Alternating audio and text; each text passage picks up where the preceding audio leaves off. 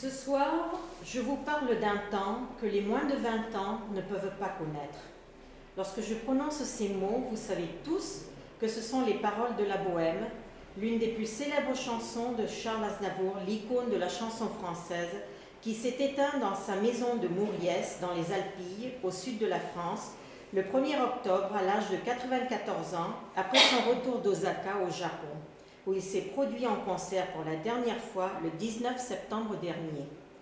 Il était persuadé qu'il célébrerait ses 100 ans sur scène en faisant ce qu'il aimait tant, chanter. Et pourtant, le nom aussi d'un de ses thèmes les plus connus. Né le 22 mai 1924 à Paris, il est le deuxième fils d'un couple de réfugiés arméniens qui ont fui le génocide arménien en Turquie déclenché en 1915. Dès sa naissance, Charles Aznavour, de son vrai nom Shanour Varinag Aznavourian Bagdassarian, dont le prénom a été par la suite francisé en Charles, est marqué par le destin. Sa mère, Nar, qui veut dire lire en arménien, adore la comédie. Son père, Misha, est baryton. Ils tiennent un petit restaurant qui permet à la famille de survivre à grand-peine.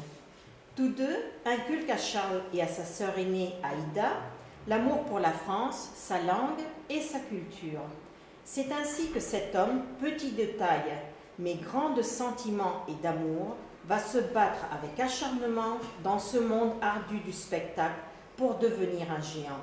C'est ce qu'il appelait son côté Bonaparte, en ajoutant « Quand on est pauvre, fils d'immigrants, d'apatrides, il faut sortir de sa condition et la tête haute. » Ses débuts comme compositeur, poète et acteur sont difficiles, mais il est découvert par Édith Piaf, qui le fait chanter à ses côtés.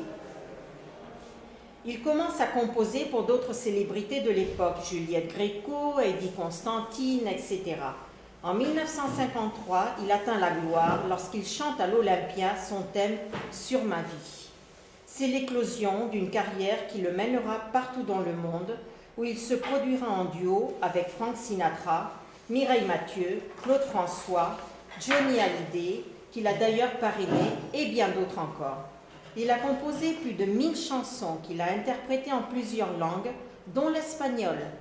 Il a même déclaré « J'adore la langue espagnole.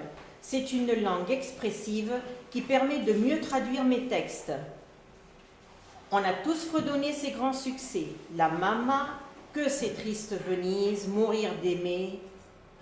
Il est également intervenu dans une 60aine de films comme acteur.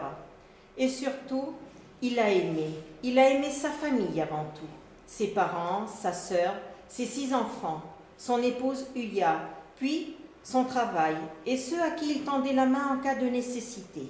C'est pourquoi lors de ses obsèques, en cette froide matinée du 5 octobre, mais sous un soleil radieux qui brillait pour lui, tous étaient au rendez-vous dans la cour des Invalides à Paris, où la France rend honneur à ses héros et grandes personnalités sous la statue de Napoléon. Son cercueil couvert par le drapeau français et par une couronne de fleurs aux couleurs de l'Arménie était entouré par tous ceux qui l'ont aimé et admiré pour lui faire leurs adieux. Cependant, s'il n'est plus parmi nous maintenant, il nous reste son merveilleux héritage de chansons qui nous accompagneront toujours.